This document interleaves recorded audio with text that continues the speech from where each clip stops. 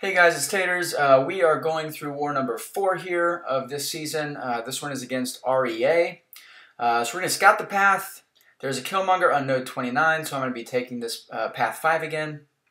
And you see there a 5-star Mystic on node 23, which is Masochism, Enhanced Energy Attacks, and Energy Resistance. So that's a good place to put champs that Magik would normally do well against. This obviously was from the last war. If you guys saw my last war video, at the very end of that, I actually sat out the last war, the previous war to this one, and used the Quantum Trinergy just to clear the map. But we are going with Magik and the Morningstar synergy. You see Cade getting a little dirty down in the comments there. And then we brought Vision along for node 23, which I suspect is going to be a Morningstar. So, what we're going to do is we're going to go ahead and throw on all of the Mystic boosts that I would normally use in the node 29 fight. And the reason is tech special boosts have no effect on Vision specials. So I'm not going to be using class special boosts for Vision.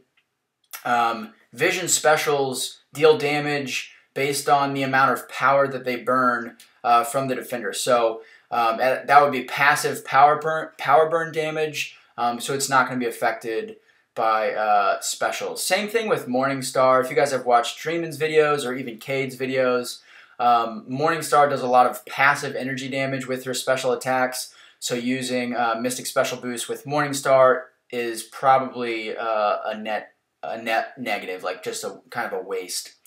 Okay, so that was Gamora. Obviously, we sped through that fight. You guys don't need to know how to fight Gamora.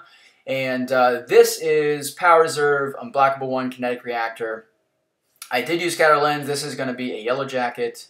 And so I'm just going in with Vision. And the main reason is just to go ahead and preserve Magik's health for node 29. So obviously she could take this if I wanted her to, but I'm only going to be using Vision for this fight and the next one. So might as well use him here instead of you know, risking some damage taken from Magik and having to use a potion on her. So this is pretty standard. I'm pretty much just going to power drain him as I get my specials and a lot of parries, as you can see. I'm just being as cautious as possible in this fight.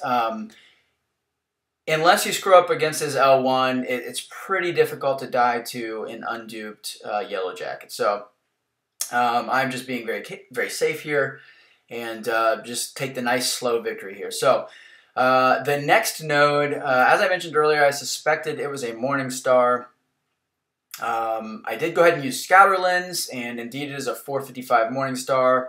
Of course, you don't need Scatter Lens to know it's a Morningstar because of her persistent charges, which start at 0.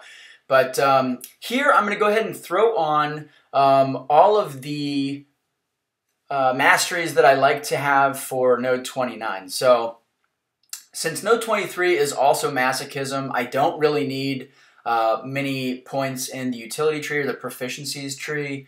I'm not going to be pairing a lot. I'm certainly not going to need them to be a little bit stunned a little bit longer. I like to run Stupefy and stuff like that. So just clearing out the points there so that I can use them in offense. And I think I'm also going to go into defense here and change that up just a little bit, just to try to give myself as many points as possible for offense for this next fight. So I was a little concerned about Vision's energy damage in his specials. I did just mention earlier how his special attacks do passive energy damage. And I was a little concerned that obviously with the energy resist from Morningstar on node 23, I was a little concerned that they wouldn't do much damage at all. So so that's why I'm going pretty heavy on the offensive masteries here for this fight. And as you guys will see, I definitely didn't need to go this hardcore, but I did anyway. So we're going to actually go ahead and go 3 out of 3 in recoil just for this fight, just in case maybe I want to throw in L2, of course. There's some physical damage with Vision's L2. So I'm going to use a combat regen boost again just because I'm not going to be parrying. I'm going to be holding my block and baiting heavies in this fight because I don't want to proc Masochism and help her regenerate. So going into this fight, that's the strategy, and I'm pretty much just going to start the fight. I did start the fight with a parry. I always do that, usually, except against Killmonger on Masochism nodes. And then you see I'm just going to let her hit into me. I really did not need to waste this combat regen boost, but I don't know. I mean, I rarely ever use them because it's not something that I'll use on any of the fights on Path 5 normally. So baiting out the L1, her L2, obviously it's enhanced energy damage on this node, so I really want to avoid her L2. I would say it's you know, maybe a 5 or a 6 out of 10 on in terms of difficulty of evading it. It's like kind of right in the middle, but you just don't want to make that mistake.